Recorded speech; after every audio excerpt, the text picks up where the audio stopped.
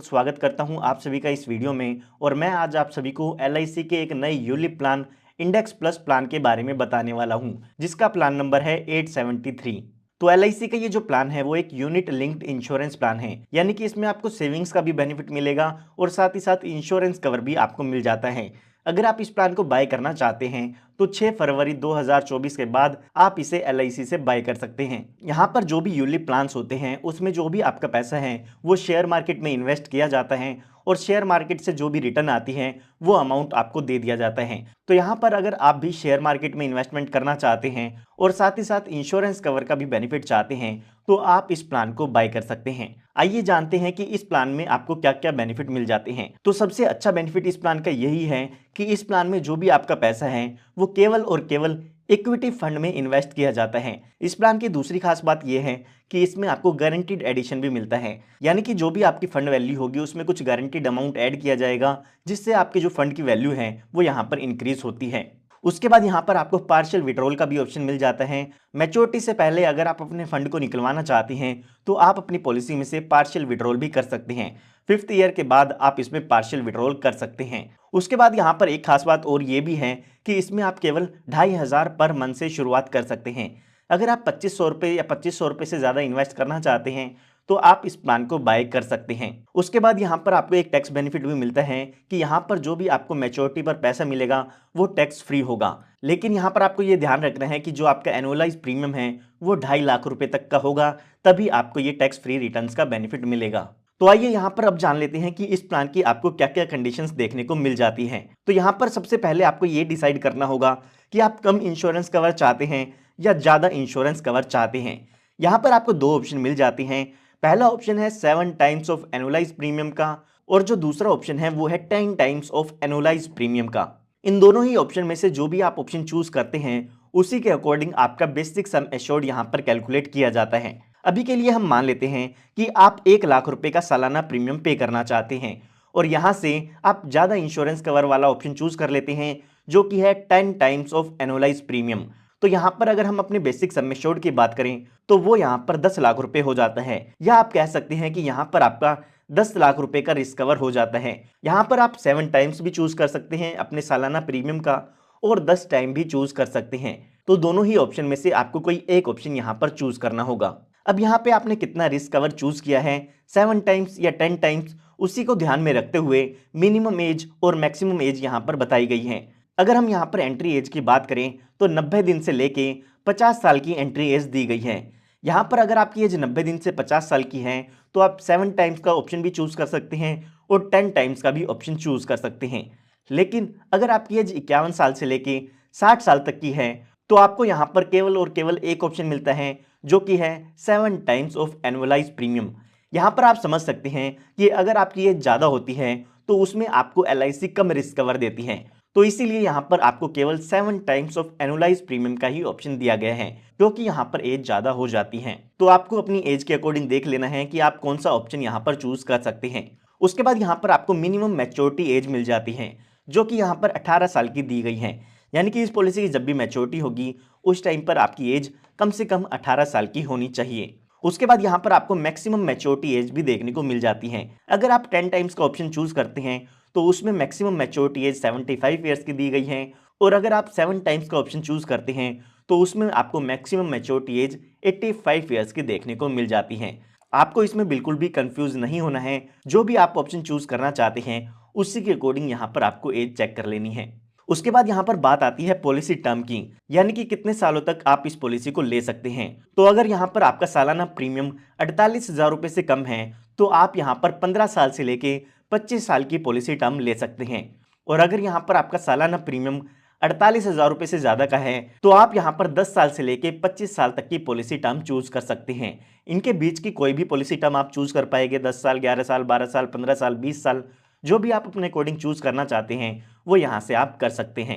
उसके बाद यहाँ पर बात आती है प्रीमियम पेइंग टर्म की, यानी कि इसमें आपको कितने साल पॉलिसी के प्रीमियम की पेमेंट करनी होगी।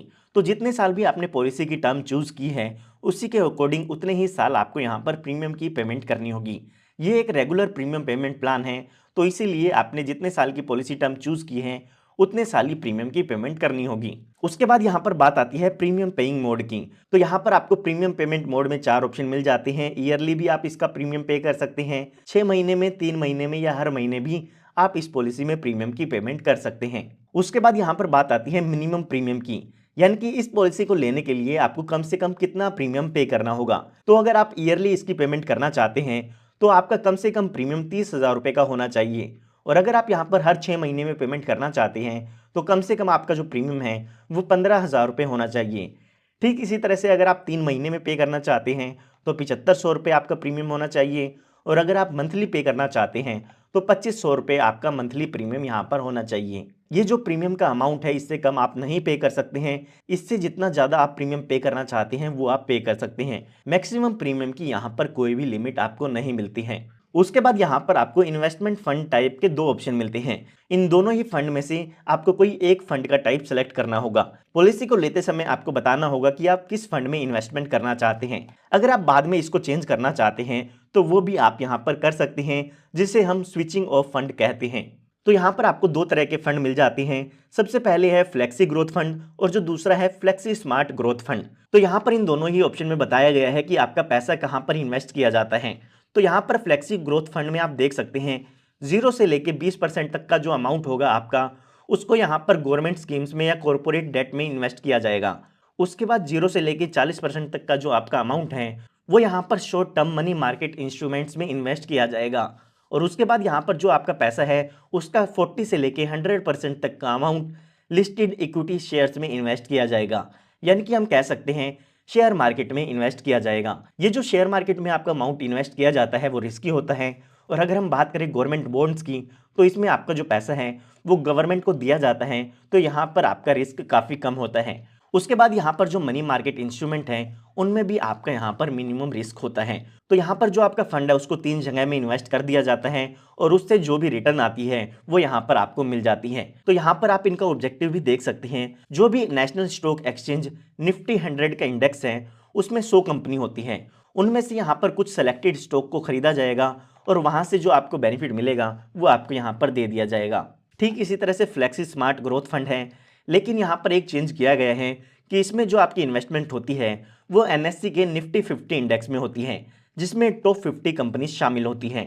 तो यहाँ पर आपको ये देखना है कि आप निफ्टी 50 इंडेक्स की कंपनीज में अपने पैसे को इन्वेस्टमेंट करवाना चाहते हैं या फिर निफ्टी 100 के इंडेक्स में अपने पैसे को इन्वेस्ट कराना चाहते हैं। निफ्टी 100 इंडेक्स में यहाँ पर 100 कंपनी होती हैं और निफ्टी 50 इंडेक्स में 50 कंपनी होती हैं।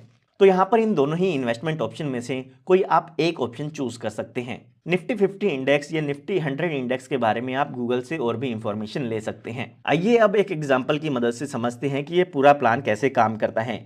तो एग्जांपल समझने के लिए हम मान लेते हैं जो आपकी एज है वो 34 ईयर्स की है और यहाँ पर आप जो पॉलिसी टर्म लेना चाहते हैं वो 21 साल की पॉलिसी टर्म लेना चाहते हैं। अगर यहाँ पर हम प्रीमियम पेइंग टर्म की बात करें तो वो भी हमारा यहाँ पर 21 साल का हो जाता है।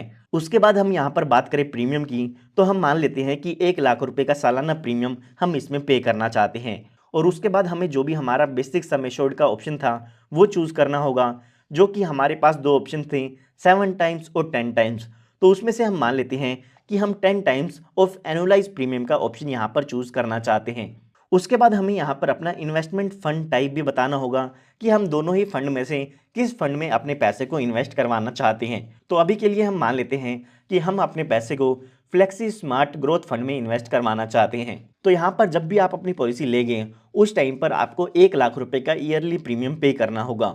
यहाँ पर 1 लाख रुपए का प्रीमियम हमने चूज़ किया था, इसीलिए हमें आने वाले 21 सालों तक इस पॉलिसी के प्रीमियम की पेमेंट करनी होगी, जो कि सालाना 1 लाख रुपए का हो जाता है। अब यहाँ पर जो भी ये 1 लाख रुपए का अमाउंट है उसमें से LIC कुछ चार्जेस को डिडक्ट कर लेती है। वो चार्जेस होते हैं premium allocation charges, policy administration charges, mortality charges, fund management charges. तो उसके बाद जो आपका पैसा है वो स्टॉक मार्केट में लगा दिया जाता है, या हम कह सकते हैं इक्विटी मार्केट में लगा दिया जाता है। तो यहाँ पर जब हमारी पॉलिसी के 21 साल पूरे हो जाती हैं तो यहाँ पर इस पॉलिसी की मैच्योरिटी हो जाती है। और मैच्योरिटी के टाइम पर आपके फंड वैल्यू के साथ साथ आपको अपने मोर्टेलिटी चार्जेस भी रिफंड में मिल जाते हैं। तो यहाँ पर अगर आप अपने सारे प्रीमियम की पेमेंट कर देते हैं तो आपके जो मोर्टेलिटी चार्जेस एलआईसी ने डिडक्ट किए थे वो चार्जेस एलआईसी आपको रिफंड कर देती है मैच्योरिटी के समय पर। अब यहाँ पर आप जरूर जानना चाहते होंगे कि ये फंड वैल्यू क्या होती है। तो एलआईसी आपके पैसे को मार्केट में इन्वेस्ट करती है और उसकी यहाँ पर एक फंड वैल्यू होती है, या हम कह सकते हैं उसका टोटल अमाउंट होता है। तो यहाँ पर ये चार्जेस डिडक्ट करने के बाद जो भी आपका पैसा इन्वेस्ट किया गया है और उस पर जो भी आपको इंटरेस्ट मिला है या जो भी उसका प्रॉफिट मिला है वो अगर हम टोटल कर देते हैं तो वो अमाउंट आपकी फंड वैल्यू बन जाती है। तो यहाँ पर जो भी विद प्रॉफिट या विद इंटरेस्ट अमाउंट जो भी होगा उसको हम यहाँ पर फंड वैल्यू कहते हैं। अब यहाँ पर ये आपकी फंड वैल्यू कितनी होगी वो डिपेंड करेगी मार्केट पर, क्योंकि यहाँ पर आपका जो पैसा है वो इक्विटी फंड्स में लगा दिया जाता है, इसीलिए जो भी वहाँ से रिटर्न आती है उसी के अकॉर्डिंग यहाँ पर ये अमाउंट आपको मिलने वाला है। यहाँ पर ये फंड की वैल्यू कितनी होगी वो आप अपने एलआईसी के कस्टमर पोर्टल पर जाके चेक कर सकते हैं। जो भी उसकी वैल्यू होगी वो वहाँ पर आपको देखने को मिल जाती है। अब यहाँ पर ये जो पॉलिसी है आपको, इस पॉलिसी के दौरान आपकी पॉलिसी में आपको गारंटीड एडिशन भी मिलते हैं, यानी कि आपको कुछ गारंटीड बेनिफिट मिलता है जो कि एलआईसी की तरफ से आपकी पॉलिसी में ऐड कर दिया जाता है। अब ये गारंटीड एडिशन कितना होता है वो आप यहाँ पर स्क्रीन पर देख सकते हैं। तो यहाँ पर आपके 6th पॉलिसी ईयर के एंड में 3% का गारंटीड एडिशन किया जाएगा अगर आपका यहाँ पर एनुअलाइज प्रीमियम 48,000 रुपये से कम का है, और अगर आपका यहाँ पर एनुअलाइज प्रीमियम 48,000 रुपये से ज़्यादा का है तो 6th पॉलिसी ईयर के एंड में 5% का गारंटीड एडिशन किया जाएगा। ठीक इसी तरह से आपकी पॉलिसी के 20वें साल के एंड में 15% गारंटीड एडिशन किया जाएगा या फिर 25% गारंटीड एडिशन किया जाएगा अगर आपकी यहाँ पर पॉलिसी का प्रीमियम 48,000 रुपये से ज़्यादा का है। तो यहाँ पर आपकी पॉलिसी में कितना गारंटीड एडिशन होगा वो आप स्क्रीन पर देख सकते हैं। यह हमने बात तब की है जब पॉलिसी होल्डर के साथ कोई भी दुर्घटना नहीं होती है। आइए अब बात करते हैं कि अगर इनके साथ कोई दुर्घटना हो जाती है या इनकी डेथ हो जाती है तो उस केस में इनके नॉमिनी को क्या बेनिफिट मिलता है। तो यहाँ पर अगर हम मान लेते हैं कि 3rd ईयर में इनकी पॉलिसी होल्डर की डेथ हो जाती है तो उस टाइम पर यहाँ पर 3 कैलकुलेशन की जाती है। उन तीनों ही कैलकुलेशन में से जो भी ज़्यादा अमाउंट आता है वो उस पॉलिसी होल्डर के नॉमिनी को मिल जाता है। तो यहाँ पर सबसे पहली कैलकुलेशन बताई गई है वो है basic sum assured reduce by any partial withdrawal made during the 2 years period immediately proceeding the date of death. तो यहाँ पर आपके बेसिक सम एश्योर्ड में से पार्शियल विड्रॉल का अमाउंट रिड्यूस कर दिया जाएगा। यहाँ पर जो हमारा बेसिक सम एश्योर्ड था वो यहाँ पर 10 लाख रुपए का था। उसके बाद यहाँ पर दूसरा जो ऑप्शन है वो यहाँ पर आपकी यूनिट फंड की वैल्यू देखी जाती है। तो यहाँ पर इक्विटी मार्केट के अकॉर्डिंग जो भी आपकी फंड वैल्यू होगी उसकी वैल्यू चेक की जाएगी कि वो वैल्यू अमाउंट कितना है, और उसके बाद यहाँ पर जो भी टोटल प्रीमियम एलआईसी ने रिसीव किया है उसका 105% किया जाता है। तो इन तीनों ही कैलकुलेशन में से जो भी अमाउंट हाइयर आएगा वो आपके नॉमिनी को दे दिया जाता है। अभी के लिए हमारे एग्जाम्पल के अकॉर्डिंग जो ज़्यादा अमाउंट आएगा वो आएगा बेसिक सम एश्योर्ड, जो कि यहाँ पर 10 लाख रुपए का हो जाता है। तो यहाँ पर डेथ के केस में 10 लाख रुपए का अमाउंट इनके नॉमिनी को मिल जाएगा। उसके बाद यहाँ पर बात आती है कि इसमें आपको कितने चार्जेस पे करने होते हैं। तो यहाँ पर हमने देखा था कि जो भी आप प्रीमियम पे करते हैं उसमें से एलआईसी कुछ चार्जेस को डिडक्ट करती हैं और उसके बाद जो आपका पैसा है वो इन्वेस्ट कर दिया जाता है। तो यहाँ पर सबसे पहले एलआईसी जो चार्ज डिडक्ट करती है वो है प्रीमियम एलोकेशन चार्जेस, जो कि आप स्क्रीन पर देख सकते हैं। फर्स्ट ईयर कितना प्रीमियम एलोकेशन चार्जेस होगा, सेकंड से 5th ईयर कितना चार्जेस होगा, और उसके बाद आपको कितने चार्जेस डिडक्ट किए जाएंगे वो सभी आप स्क्रीन पर देख सकते हैं। इस पॉलिसी को आप ऑनलाइन भी ले सकते हैं और ऑफलाइन भी ले सकते हैं, इसीलिए यहाँ पर अलग अलग परसेंटेज दी गई है। उसके बाद यहाँ पर आपको पॉलिसी एडमिनिस्ट्रेशन चार्जेस भी पे करने होते हैं। फर्स्ट 5 ईयर्स में आपको कोई भी चार्जेस पे नहीं करने हैं, उसके बाद 6th ईयर और 7th ईयर के बाद आपको ये चार्जेस पे करने होंगे। तो यहाँ पर उसके बाद आपको मोर्टेलिटी चार्जेस भी पे करने होते हैं। तो यहाँ पर जो भी आपको इंश्योरेंस कवर प्रोवाइड किया जाता है उसके कुछ चार्जेस होते हैं या उसकी कुछ फीस होती है, उसे हम मोर्टेलिटी चार्ज कहते हैं। तो यहाँ पर ये आपकी एज पर डिपेंड करता है और आपके रिस्क कवर पर डिपेंड करता है, उसी के अकॉर्डिंग ये मोर्टेलिटी चार्जेस डिडक्ट किए जाते हैं। उसके बाद यहाँ पर आप अपनी पॉलिसी में एक्सीडेंटल बेनिफिट राइडर भी ले सकते हैं। अगर आप अपनी पॉलिसी में एक्सीडेंटल बेनिफिट राइडर लेते हैं तो उसके चार्जेस भी यहाँ पर आपको पे करने होते हैं, जो कि यहाँ पर देख सकते हैं 40 पैसा पर 1000 सम एश्योर्ड लिखा हुआ है। और अगर आप एक पुलिस पर्सनल हैं तो आपको 80 पैसा पर 1000 सम एश्योर्ड इसका पे करना होता है। उसके बाद आपको यहाँ पर फंड मैनेजमेंट चार्ज भी पे करने होते हैं। तो यहाँ पर जो भी आपका ये फंड होता है उसको मैनेज करने के लिए कुछ फंड मैनेजर होते हैं। तो यहाँ पर ये जो फंड मैनेजर होते हैं इनका काम ये होता है कि आपके फंड को मैनेज करना, टाइम पर कौन से शेयर में इन्वेस्ट करना है और कौन से शेयर में इन्वेस्ट नहीं करना है वो उस पूरी प्रोसेस को मैनेज करते हैं। तो यहाँ पर जो भी ये फंड मैनेजमेंट चार्जेस हैं वो आप स्क्रीन पर देख सकते हैं। उसके बाद यहाँ पर आपको स्विचिंग चार्जेस भी देखने को मिल जाते हैं। मैंने आपको बताया था कि आप एक फंड टाइप से दूसरे फंड टाइप में भी स्विच कर सकते हैं। तो यहाँ पर आप एक फंड टाइप से दूसरे फंड टाइप में स्विच करते हैं तो उसके लिए भी यहाँ पर चार्जेस दिए गए हैं, जो कि 100 रुपीज़ पर स्विच लिखा गया है। यहाँ पर आपको 4 स्विचेस फ्री में मिलते हैं, जो कि आप एक पॉलिसी ईयर में ले सकते हैं। उसके बाद जैसे कि मैंने आपको बताया था कि आप अपनी पॉलिसी में पार्शियल विड्रॉल भी कर सकते हैं, जो कि पॉलिसी के 5th ईयर के बाद आप कर सकते हैं। तो अगर यहाँ पर आप अपना पार्शियल विड्रॉल करते हैं तो यहाँ पर आपको 100 रुपीज़ पर विड्रॉल पे करना होगा। अगर आप यहाँ पर साल में 2 बार पार्शियल विड्रॉल करते हैं तो 2 बार आपको ये अमाउंट पे करना होगा। उसके बाद यहाँ पर आपको मिसलेनियस चार्जेस भी देखने को मिल जाते हैं। अगर आप अपनी पॉलिसी में कुछ अल्टरेशन कराते हैं, जैसे कि प्रीमियम का मोड चेंज कराना, तो उस केस में आपको 100 रुपीज़ की फ़ीस पे करनी पड़ सकती है। तो इस तरह के कुछ मिसलेनियस चार्जेस भी आपको यहाँ पर पे करने होंगे। उसके बाद यहाँ पर बात आती है पार्शियल विड्रॉल की। तो यहाँ पर जब आपकी पॉलिसी के 5 साल का लॉक इन पीरियड कंप्लीट हो जाता है तो उसके बाद आप अपनी पॉलिसी में से पार्शियल विड्रॉल कर सकते हैं, यानी कि कुछ अमाउंट अपनी पॉलिसी में से आप निकाल सकते हैं। उसकी यहाँ पर कुछ कंडीशन दी गई है कि उस टाइम पर जो आपकी मिनिमम एज है वो 18 साल की होनी चाहिए या उससे ज़्यादा की एज आपकी होनी चाहिए। उसके बाद यहाँ पर लिखा गया है कि आपको यहाँ पर एक फिक्स अमाउंट विड्रॉ करना होगा, या फिर आपके फंड के कुछ यूनिट्स हैं उनको आपको यहाँ से विड्रॉ करना होगा। उसके बाद यहाँ पर कहा गया है कि जो भी अमाउंट आप पार्शियल विड्रॉल करते हैं उसमें से जो भी गारंटीड एडिशन है वो भी उसके अकॉर्डिंग यहाँ पर कम कर दिया जाता है। साथ ही यहाँ पर पार्शियल विड्रॉल के चार्जेस दिए गए हैं और यहाँ पर आप कितना पार्शियल विड्रॉल कर सकते हैं उसकी परसेंटेज भी दी गई है। तो यहाँ पर अगर आप 6th ईयर से लेकर 10th ईयर के बीच में पार्शियल विड्रॉल करना चाहते हैं तो आप अपनी यूनिट फंड का 20% तक का अमाउंट पार्शियल विड्रॉल कर सकते हैं। ठीक इसी तरह से अगर आप 21वें से लेके 25th ईयर तक पार्शियल विड्रॉल करना चाहते हैं तो 35% अपने यूनिट फंड का आप पार्शियल विड्रॉल कर सकते हैं। तो यहाँ पर जो आपको परसेंटेज दी गई है उसी के अकॉर्डिंग आप यहाँ पर पार्शियल विड्रॉल कर पाएंगे। तो उसके बाद यहाँ पर बात आती है सरेंडर की। तो यहाँ पर लिखा गया है कि आप पॉलिसी टर्म में कभी भी अपनी पॉलिसी को सरेंडर कर सकते हैं। पहले 5 साल में भी अपनी पॉलिसी को सरेंडर कर सकते हैं और 5 साल का जो लॉक इन पीरियड है उसके बाद भी अपनी पॉलिसी को सरेंडर कर सकते हैं। अगर आप यहाँ पर 5 साल बाद जो कि आपका लॉक इन पीरियड है उसके बाद सरेंडर करते हैं तो जो भी आपकी फंड वैल्यू है वो यहाँ पर आपको मिल जाती है। लेकिन अगर आप यहाँ पर 5 साल से पहले अपनी पॉलिसी को सरेंडर करते हैं तो उस केस में जो भी आपकी पॉलिसी का अमाउंट है वो एक डिसकंटिन्यूड पॉलिसी फंड में चला जाता है और उस अमाउंट में से आपके कुछ डिसकंटिन्यूएंस चार्जेस भी डिडक्ट कर लिए जाते हैं। जब ये चार्जेस डिडक्ट कर लिए जाते हैं उसके बाद आपको कोई भी इंश्योरेंस कवर नहीं मिलता है और ना ही कोई राइडर का कवर मिलता है। और जब आपका ये लॉक इन पीरियड खत्म हो जाता है उस टाइम के बाद आपका जो पैसा है वो पॉलिसी होल्डर को मिल जाता है या फिर उनके नॉमिनी को मिल जाता है। अब यहाँ पर ज़रूर आप जानना चाहते होंगे कि ये डिसकंटिन्यूएंस चार्जेस कितने होते हैं। तो आइए एक बार देख लेते हैं कि ये जो डिसकंटिन्यूएंस चार्जेस हैं वो यहाँ पर आपके कितने होते हैं।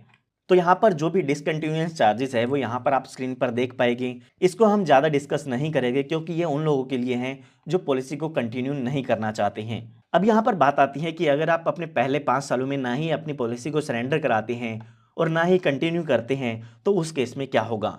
तो यहाँ पर अगर आप अपनी पॉलिसी को सरेंडर नहीं कराते हैं और ग्रेस पीरियड के दौरान पॉलिसी का प्रीमियम पे नहीं करते हैं तो उस केस में भी जो आपकी पॉलिसी है वो डिसकंटिन्यू हो जाती है। और जब यहाँ पर लॉक इन पीरियड खत्म हो जाता है तो उसके बाद जो आपका पैसा है वो आपको रिफंड कर दिया जाता है।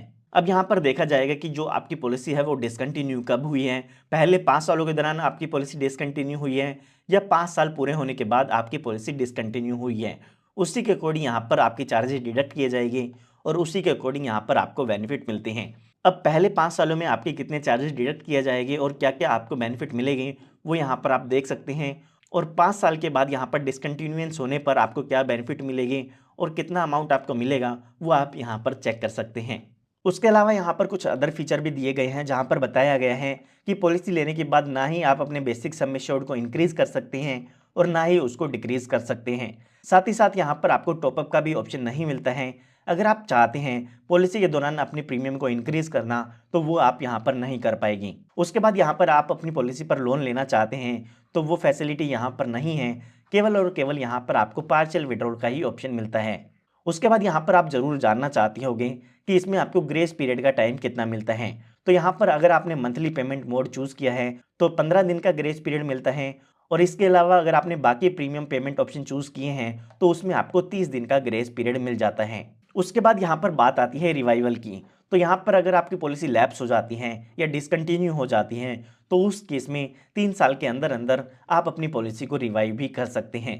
और अगर यहाँ पर आपकी पॉलिसी डिसकंटिन्यू हो चुकी है और उसे आप रिवाइव करते हैं तो रिवाइवल के टाइम पर जो भी आपके डिसकंटिन्यूइंग चार्जेस हो गए वो आपकी पॉलिसी में फिर से ऐड कर दिए जाते हैं। साथ ही यहाँ पर पॉलिसी के डिसकंटिन्यू होने के बाद अगर आपके कोई गारंटीड एडिशन मिलने थे तो वो भी आपको यहाँ पर अपनी पॉलिसी रिवाइव करने के बाद मिल जाती हैं। तो यहाँ पर इस प्लान में आपको ये सभी बेनिफिट्स मिल जाते हैं। तो यहाँ पर मैं उम्मीद करता हूँ कि आपको LIC के इंडेक्स प्लस प्लान की पूरी इंफॉर्मेशन मिल गई होगी। यहाँ पर इस प्लान में जो भी सरेंडर का ऑप्शन था या फिर जो भी डिसकंटिन्यूएंस का ऑप्शन था उसको हमने ज़्यादा डिटेल में डिस्कस नहीं किया है, क्योंकि यहाँ पर काफ़ी तरह के चार्जेस दिए गए हैं और काफ़ी तरह की परसेंटेज दी गई हैं जो कि आपको स्क्रीन पर देख के ही समझना होगा। जब आपकी ये पॉलिसी डिसकंटिन्यू होती है उस टाइम पर उसके अकॉर्डिंग कितनी परसेंटेज डिडक्ट की जाएगी वो आप इन टेबल की मदद से आसानी से समझ पाएंगे। तो मैं उम्मीद करता हूँ आपको इस प्लान की बाकी सारी इंफॉर्मेशन समझ में आ गई होगी। फिर भी अगर आपको कोई डाउट है तो आप मुझसे कमेंट में पूछ सकते हैं, मैं जल्दी से जल्दी उसका रिप्लाई आपको करता हूँ।